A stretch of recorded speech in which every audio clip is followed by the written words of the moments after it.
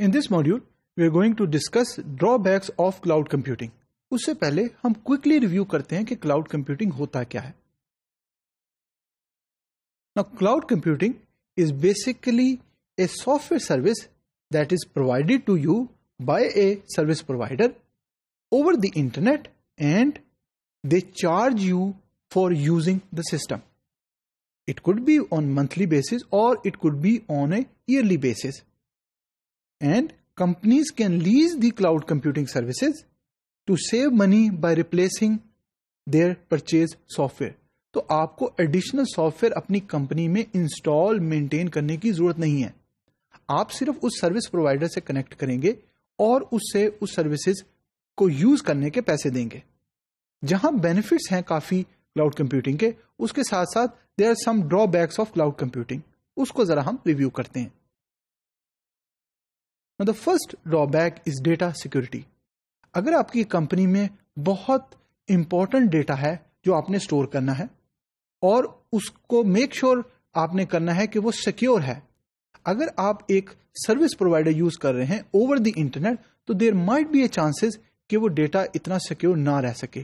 اس وجہ سے کہ جو بھی کمیونیکیشن اوور دی انٹرنیٹ ہوگی there might be a possibility کہ وہ ود ان جو کمیونیکیشن ہے اس میں کوئی پرابلم آ جائے اور سیکیور نہ رہ سکے. Second is vulnerability.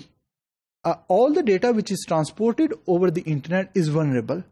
جو لوگ ریسیور اینڈ پہ یا کلائنٹ اینڈ پہ there are some tools which are available that they can actually read what is transmitting from one to another end. تو اگر بہت data for example financial data ہے، credit card کی information ہے، دس is highly confidential data.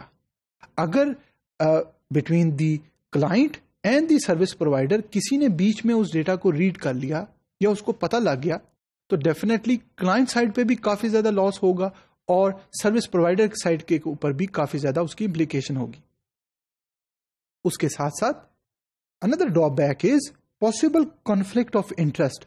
That is, if the company who stores your applications decide to create a similar application to what you created on their server, so there might be different conflict of interest کہ جو بھی application آپ design کر رہے ہیں on the side of service provider there might be a possibility کہ وہ اس کو یوز کر کے کچھ اور سافٹ ویئر سروسز پرووائڈ کریں.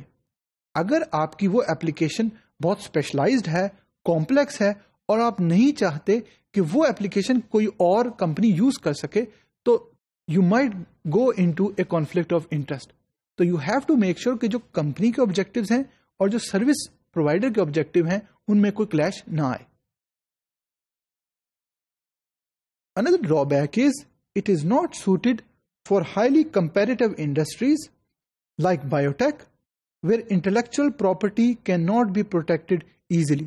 اگر سارا ڈیٹا اپلیکیشن سروس پرووائڈر کے اینڈ پر ہیں تو جو بھی نیا انٹلیکچوئل جو ڈیٹا یا نالج جنریٹ ہو رہا ہوگا وہ سارا اسٹور ہوگا سروس پرووائڈر سائٹ پہ. تو you have to be extra careful.